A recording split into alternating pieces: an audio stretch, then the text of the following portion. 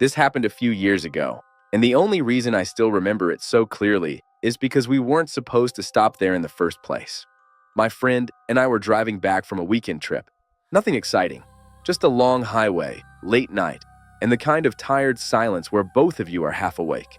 We'd already planned the route and picked a place to stop for gas earlier down the road. That was the plan. But about 40 minutes in, my friend glanced at the dashboard and said the fuel was dropping faster than expected. He wasn't panicking, just annoyed. He said we could probably make it, but then we passed an exit with a faded sign that said gas, 1 mile. I remember saying, let's just stop here and get it over with. He hesitated, long enough for me to notice. Then he said, I don't know, bad feeling. That should have been it. We should have kept driving. Instead, we took the exit. The road off the highway narrowed almost immediately. No streetlights, just our headlights and trees pressing in on both sides. After about a minute, the gas station came into view. Only one light was on, not the canopy, not the store sign, just one buzzing light over a single pump. The rest of the place was dark. My friend slowed the car, but didn't pull in right away.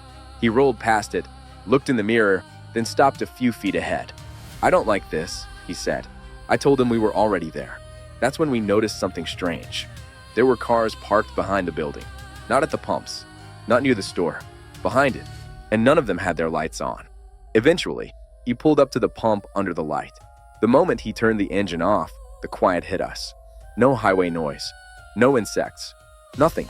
As he got out to pump gas, I stayed in the car. I was watching the convenience store window, trying to see inside. The lights were on, but the place looked wrong. No shelves near the windows, no posters, no movement, just a counter, barely visible, and darkness behind it.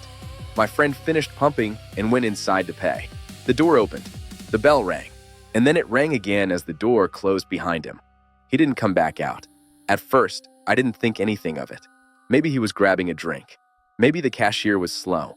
But after a minute, I noticed something that made my stomach tighten. The bell hadn't rung again. I leaned forward and tried to see inside better. That's when I saw someone move. Not my friend, someone else. A tall figure passed behind the counter, briefly visible through the glass. They didn't look toward the door. They didn't look toward me. They were walking deeper into the store. Another minute passed. I texted my friend. No reply. I tried calling him. Straight to voicemail. That didn't make sense. He'd been holding his phone when he got out of the car. I opened my door and stepped halfway out, debating whether to go inside. That's when the store lights turned off. All of them. Instantly. The building went completely dark. I froze. Then, from inside the store, I heard the bell ring again. Slowly. Once. Like someone had nudged the door without opening it. I got back in the car and locked the doors. I didn't care how rude it was.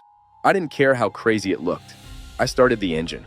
The moment I did, the store lights came back on, and my friend walked out, like nothing had happened. He got into the passenger seat and shut the door. I asked him what took so long. He didn't answer right away.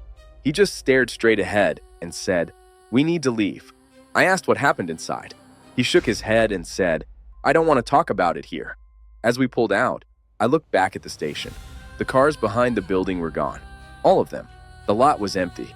On the highway, after a few miles, my friend finally spoke. He said when he went inside, there was no cashier, just a man standing behind the counter, facing away from him. He said the man spoke without turning around. He said, "You weren't supposed to stop." Then the lights went out. That was it. We never went back. We never reported it. And we never took that exit again. But every time I think about it, one thing still bothers me. That gas station didn't feel abandoned. It felt avoided, like everyone else already knew something we didn't.